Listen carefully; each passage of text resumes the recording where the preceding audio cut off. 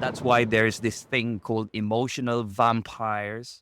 You go and talk to them and you feel that your life's been sucked out. It drains you. Hello, welcome and kumusta? This is How Your Occupational Therapist, and welcome to OT Conversation. 20% of the people whom you are working with are the ones that are causing you the difficulty at work 80% of the time. What do you think of that, guys? Is there truth in that statement? Yes or no? Do you agree that only in a group of 5, only one person would cause you the trouble most of the time? In a group of 10, so 20%, so that's probably 2 will give you the trouble. It's not a lot, isn't it? It doesn't take a lot of people to really influence how you feel about work. It's going to be a make or break. And from my understanding, it is the same for nursing staff. If they know whom they're going to be in a shift with, they already know whether the day is going to be a problem. If it is a yes, it's going to be a wonderful shift, or no, it's going to be a horrible one. And it is so hard to break away from that. I've just had a recent situation with some of the work colleagues who was just showing such upsetting attitude that it really upsets the entire team. It upsets the dynamics of the team. And after that, team just goes into pacts or paction because somebody is siding with one, somebody is siding with one. Because a lot of emotions are being put into work. Understandably, we are emotional beings. That's fine. We are people with emotion. But you have to know that work is work. There is nothing personal here. Everything is all about the job. It's getting the job done. And that is professionalism, guys. If you're able to do your job because it's a job and you're able to behave in a manner that is professional, it meant that you're not taking in personal stuff with you, your personal drama, then that is sheer professionalism. It's not the decorum, it's not the manners alone, but it's doing the job. That's professionalism. And yes, what can we do about it? What happens when you have situations when there are people who is causing drama? Mind you, it's a form of energy. It's a person gets energy by doing these drama. And how do you get energy from each other? You get energy if you get the attention from one person. And that's why there's this thing called emotional vampires. You go and talk to them and you feel that your life's been sucked out. It drains you. And it can work in so many ways. One who's very inquisitive, one who's very argumentative, one who's quite aloof, and one who has a poor me character. There are 4 types of drama, guys, at work. One who is an interrogator, and all they do is ask. The second one is the aloof. You talk to them, they just move away. There are type of people at work that are like this. The other one would be an aggressor, and they would do that and be bullying.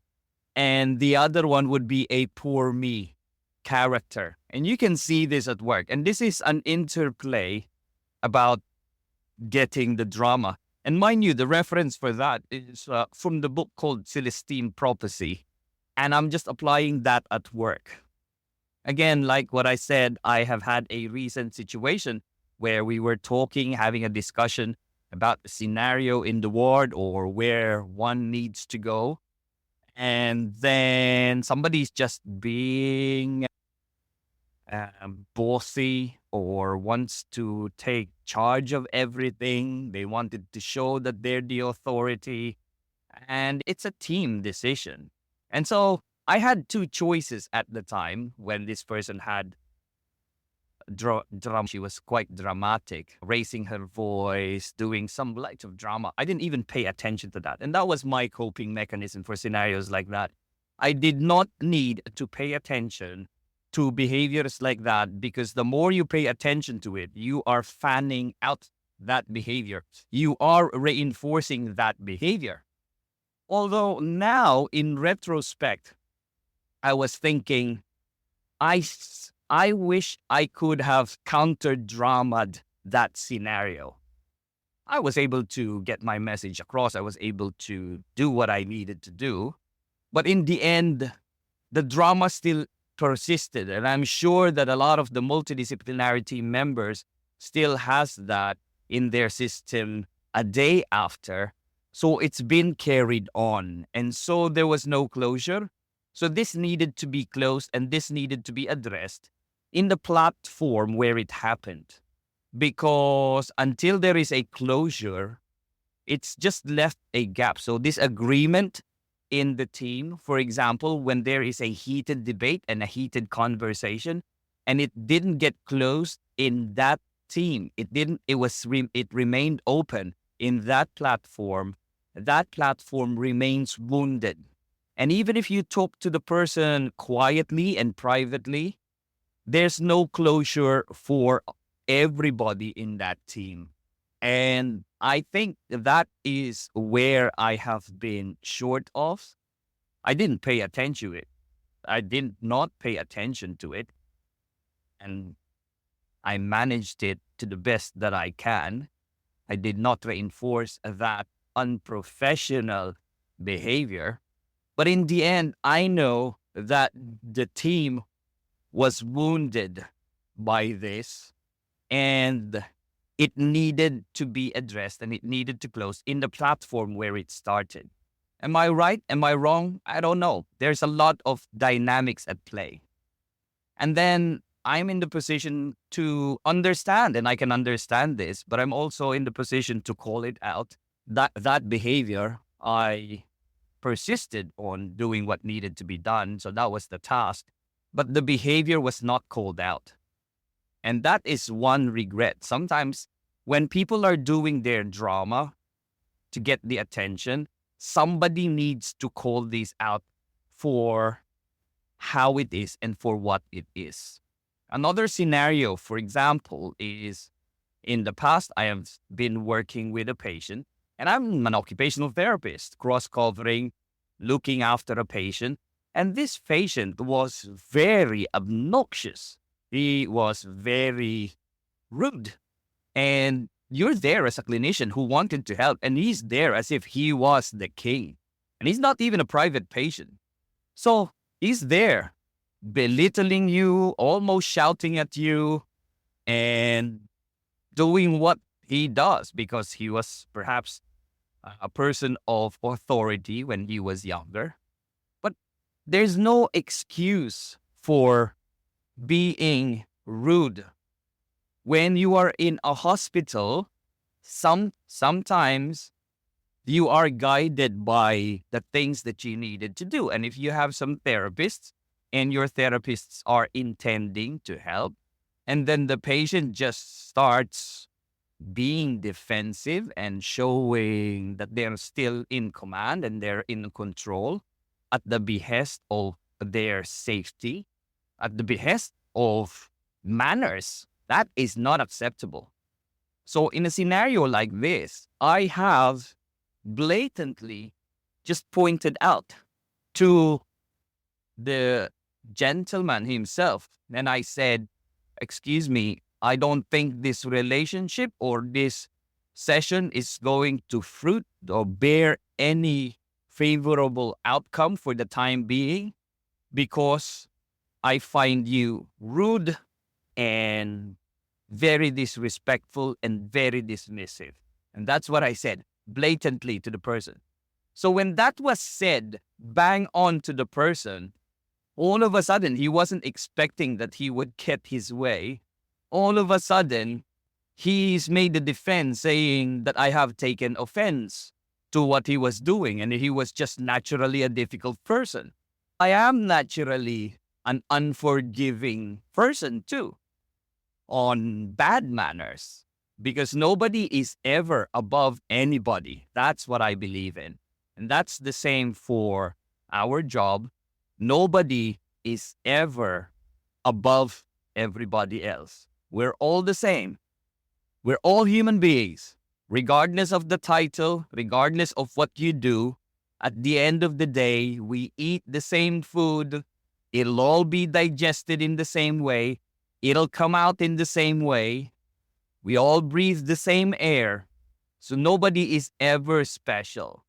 And that's the one thing that I cannot tolerate. People who think that they are special, that they're far more important than anybody else, that they think that they can behave. So some of the protection and some of the tips that I can advise you guys when you come across these things: one, do not engage. Just keep quiet about it. The second one, just persist and pursue with what you wanted to convey.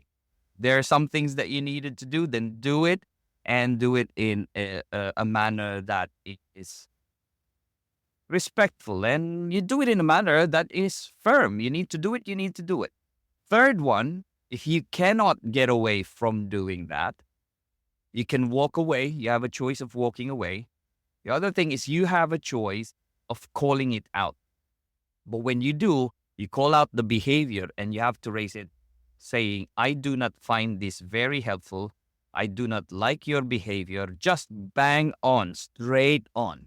Say that straight ahead to that person. And I am telling you, as soon as you do, this person will back down. There's two ways.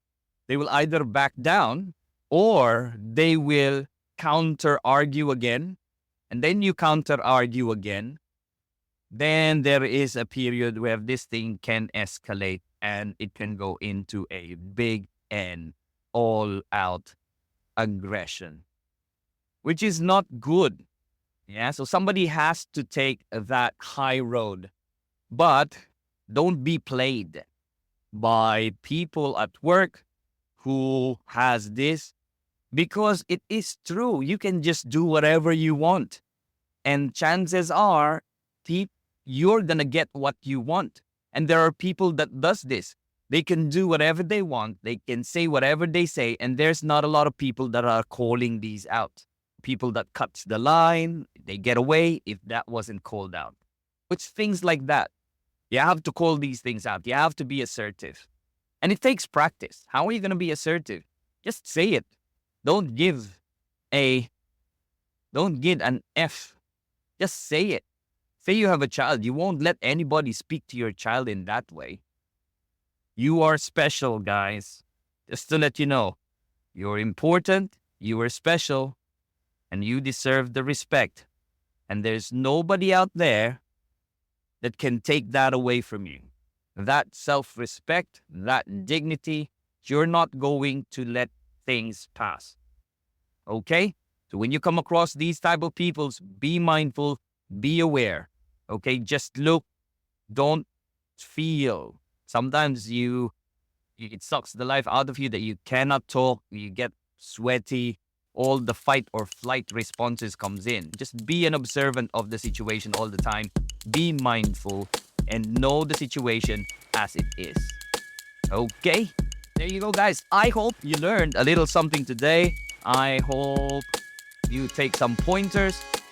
If you enjoyed this conversation, just talk to your friends about it. Have this conversation, grow together. And remember, anything you do matters and has an outcome. Until next time, bye! If you enjoyed this podcast, talk to your friends and colleagues about it. Like it, subscribe, share, and do what you can to appease whatever algorithm that is at play.